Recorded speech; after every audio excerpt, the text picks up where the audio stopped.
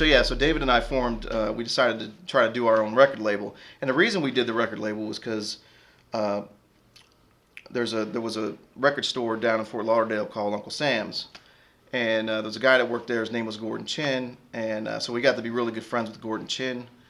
I met him like years earlier because I have a large passion for house music because every summer I'd go and vacation and I have family and friends in Chicago, so every summer I'd go to Chicago and I'd listen to BMX radio, and so I became a big fan of house music. And when I go into the Uncle Sam's, Gordon was all excited because nobody in the brother, I mean nobody there ever liked any house music. So the second I come, he was just he was like, oh, finally somebody's into house music. So he'd show me all these records, and so we got to be pretty close. And so after, and David had known him before apparently too, because he used to go shopping there for records as well. So when we had our record out, we kind of started talking to him and everything, and he was pretty much saying, hey, if you guys are serious, there's a lot of independent labels out there now, and I'll help you guys out with the distribution and what have you. So he kind of that's what ended up happening. We formed a record label, and Gordon Chin kind of handled the promotion and the distribution for us, and it worked out pretty well. And so our first song on there was Feel the Bass and Techno Bass. So like I mentioned, we didn't have a vocalist, and so the beat for Feel the Bass, actually we had recorded with Cooley because we did the tour. We did the song Let Yourself Go, and so Cooley liked it and wanted to record it, so we ended up recording it. They released it on Beware Records. So Let Yourself Go was released on Beware Records, and he wrote something on the label that said, put your mouth to the speaker and taste the bass. And I was like, well, that's kind of a silly comment to put on there. I'm going to make a song about that. So I created this, super bass beat, and I just sampled Feel the Bass from Ghetto Bass, which is Two Live Crew. I put that in there, and I said, this will be temporary till we fill it in with some, we'll just do some toned down vocals later and I'll make a hook out of it. So we started playing the beat. We did some more shows with Cooley, and so he wrote a rhyme to it, and we started performing it live.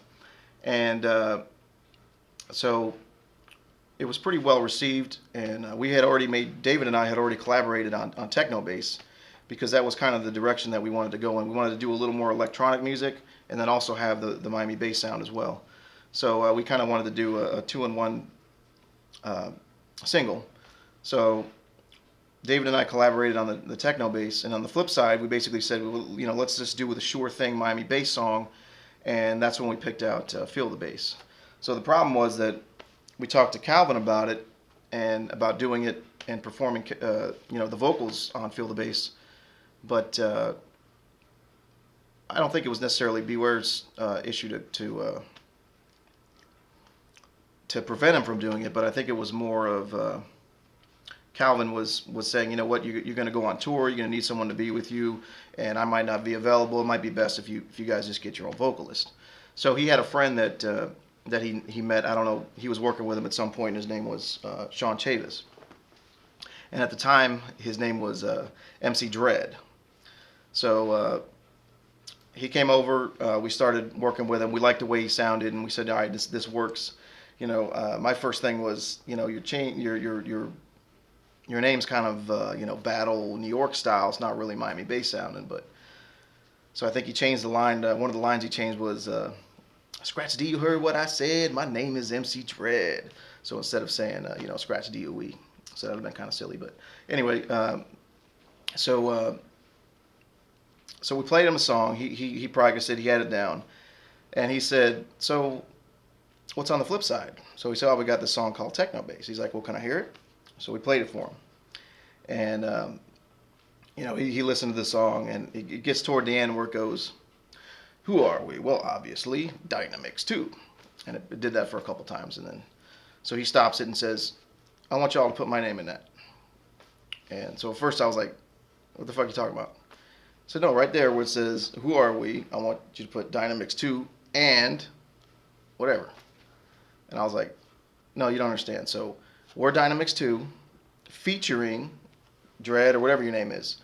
That'll be it. And then, you guys, you can do your own projects, whatever, and then we're good." No, no, man, you don't put my name in there, I ain't doing it. So, blah, blah, blah, blah. Fuck it, you ain't doing it.